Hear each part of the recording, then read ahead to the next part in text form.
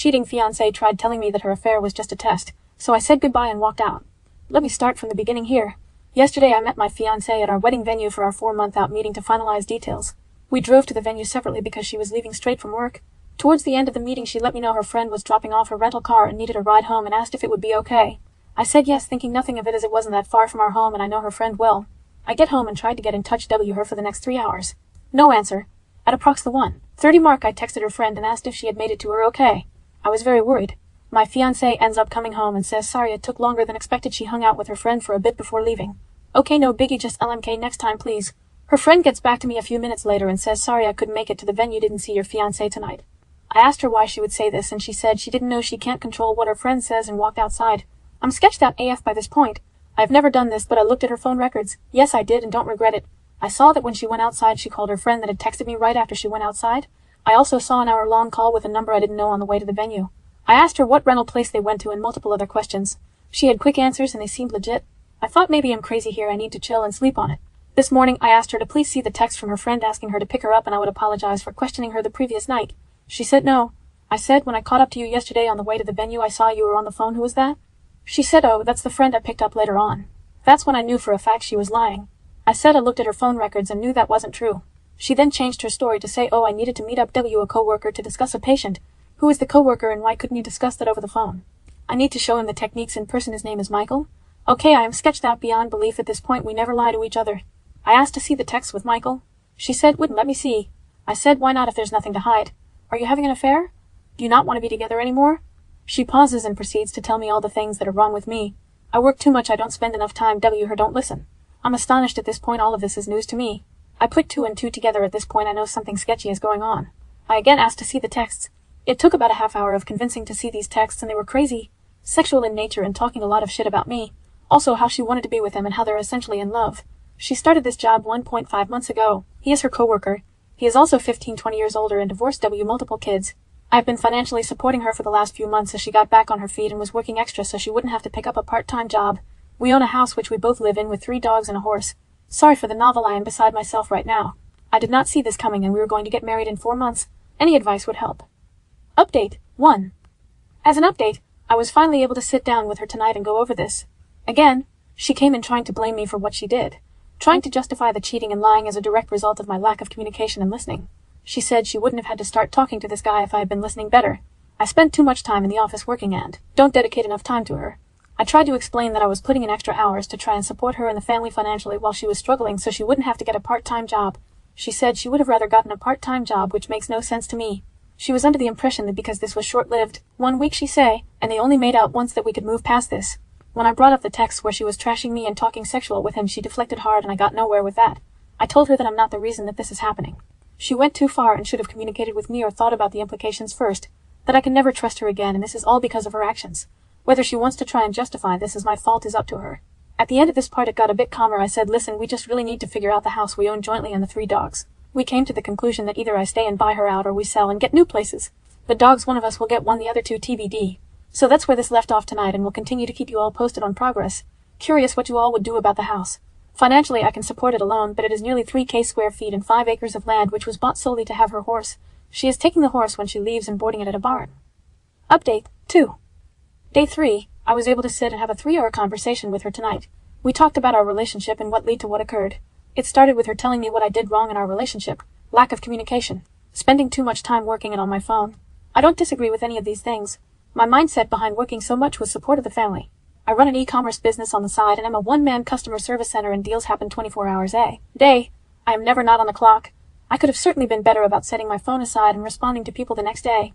The lack of communication was on both ends, and a prime example of this is the fact that I was unaware she was unhappy with any of this. It was never communicated to me.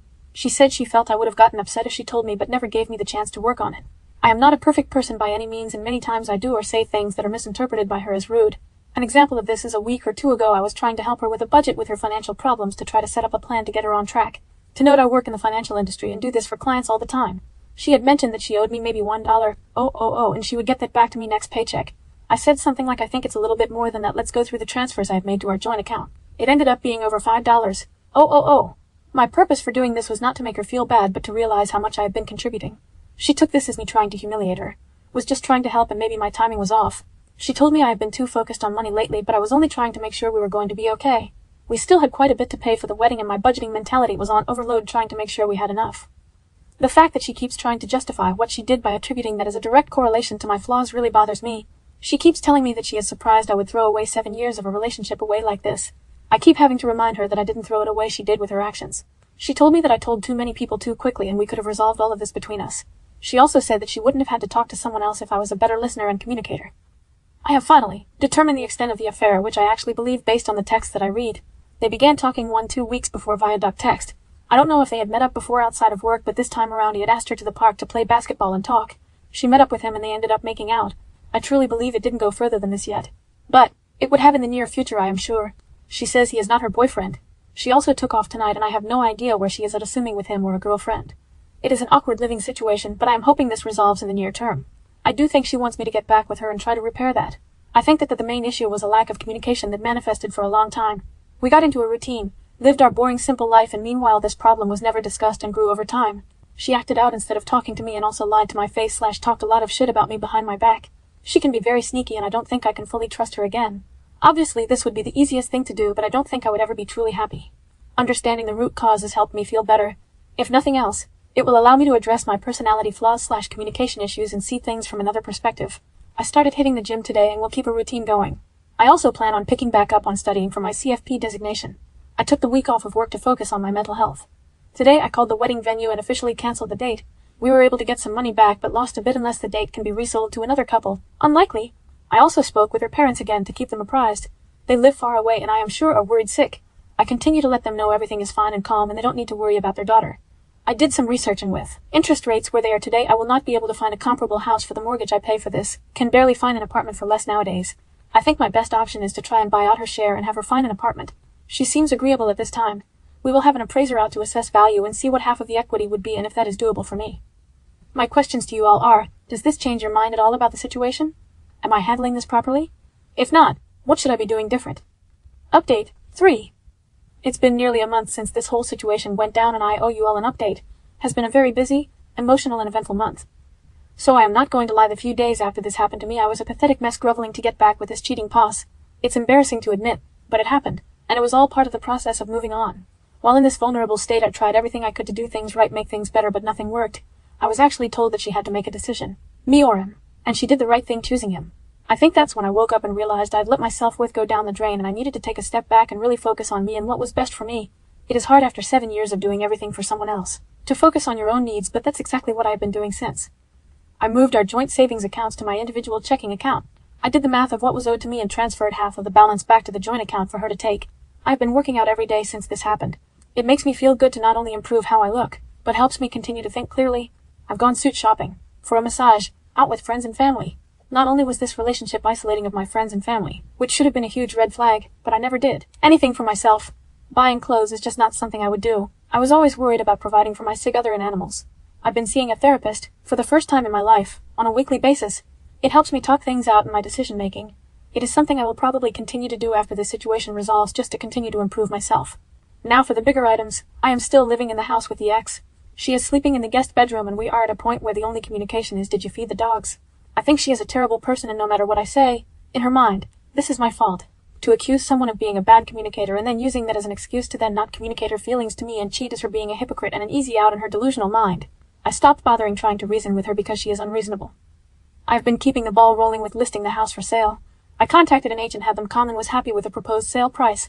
She then requests that I contact 2 other agents and get their opinions, one of which was recommended by her friend. Yes, I made all the calls, set up all the appointments and met with these people. This is how the relationship always was, and even though it's not fair, I have been willing to do it all to get the hell out of here. After meeting with all 3, we ended up going with the first agent. Pictures were taken on Sunday and the house was listed for sale Sunday night. Open house next Saturday. Already getting a lot of attention on the resites. She will be taking the horse to a barn somewhere TBD. I had a conversation about the dogs and offered to take 1 or none. She said she would take all 3 of them to keep them together. They are a happy bunch and I don't want to fight over taking one if that will break them up. It also selfishly allows me to pursue a clean start. Unexpectedly, I met someone about a week ago that I've been spending quite a bit of time with. I have no false expectations here, but I'm enjoying hanging out with her. She's been through a similar situation in the past and has been helping me through this. It's really eye-opening speaking with a kind, thoughtful and independent woman. It makes me realize what a narcissist my ex was. Completely self-centered, dependent and manipulative. I should have listened to the warnings from family and friends long ago. I definitely fell into the trap of being in a simple routine. I wasn't enjoying life. It was just an easy situation to be in. Nice house. Lots of land. Great animals, didn't want to rock the boat. So I just continued on. You don't really realize this until you take a step back and truly reflect. Some might say it was wasted time, but I'm really using this as a learning experience. I will not ignore red flags in the future. I will not fall into the simplicity trap. I will continue to maintain relationships with friends and family. I just want to end this with a huge shout out to everyone on here that commented on my original post. I posted on Reddit because I had no idea what to do. Those of you that took the time to try and help a complete stranger on Reddit are amazing. I read every single comment and they all helped me get to where I am now. I'm looking forward to the next chapter in my life, wherever it takes me. Thank you all, truly. Update 4. Hello all, it's been quite some time since I have posted an update on this situation. It's wild to think that all of this happened more than 4 months ago now. With time this has gotten so much better, and hopefully if someone stumbles upon this going through the same situation it will help them realize that time heals everything. I shared the house with my ex until mid-May. It was painful being there with her and the dogs, knowing that my life as I knew it had ended. We were roommates who didn't like each other. I tried to avoid her as much as I could, but it was impossible. We stayed in different bedrooms, but the dogs were allowed to roam to and from at night, doors open. After the first few weeks she stopped sleeping out, and it didn't happen almost at all for the remainder of the time at the old house. The constant texting and phone calls, however, did not. I think they decided not to pursue a relationship but remained friends. I don't know for sure and didn't care enough to ask. She moved out in mid-May along with 2 of the 3 dogs. Saying goodbye to them was awful. The loss I felt could be compared to a loved one dying. During my last month there I met up with the ex and 2 dogs at a dog park a couple of times.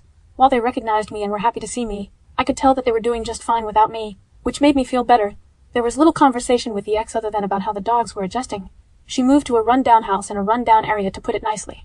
There was a yard for the dogs, but it was not fenced in. The last I heard she was working on finishing the fence.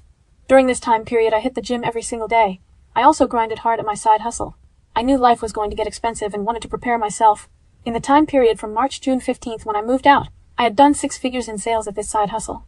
I also made 0 big purchases. This allowed me to save a significant sum in addition to the proceeds from the sale of my old property. Due to this, I was able to comfortably afford a nice house in a nice area with a decent-sized yard for the dog that stayed with me. Selling the old house was easy. Buying the new house was absolutely brutal. Thankfully, the buyers of my old house allowed me to rent it back from them for a month until 6/15. I made offers on a total of 5 houses and finally got the last offer accepted towards the end of May. It is really nice being out of the old place. The memories associated with that house haunted me every day, especially after my ex left with the other 2 dogs. It was just very empty. Moving was a pain, but friends and family came in clutch to help with it all. I've now been here a little over a month and it is feeling more like home daily. I am still seeing the same woman, who is now my official girlfriend. I live a bit closer to her now, which is nice.